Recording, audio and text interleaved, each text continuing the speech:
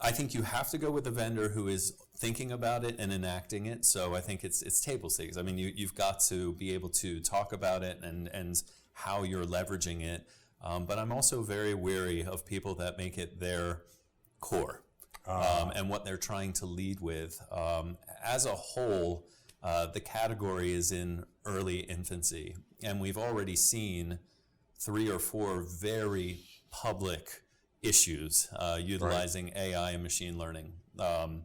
Things that were supposed to suggest candidates or automate the selection process. And if trained badly or if trained off of bad data, they can actually go very, very wrong and very publicly wrong. Right. So I think, yes, vendors need to have it, but they need to be quite thoughtful in how they plan to deploy it. And I think what you're seeing is the best ones out there are taking small steps. So they're trying to find individual sort of compartments of the recruiting process where they say that's a real pain point, and it's a pain point because of volume.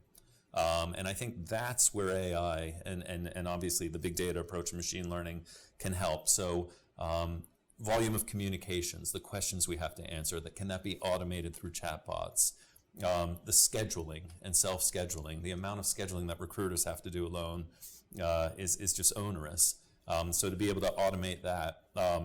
And then the big category that we're really excited about is just the core matching of candidates to jobs.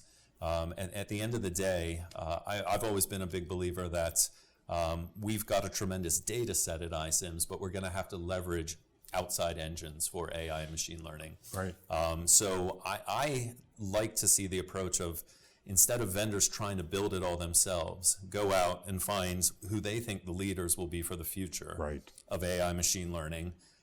You're pretty safe if you put Google in that list and Amazon in that list and Microsoft in that list. So we're taking a look at all the engines that are out there and then trying to bring our data set into those engines to teach them smaller portions of the recruiting process.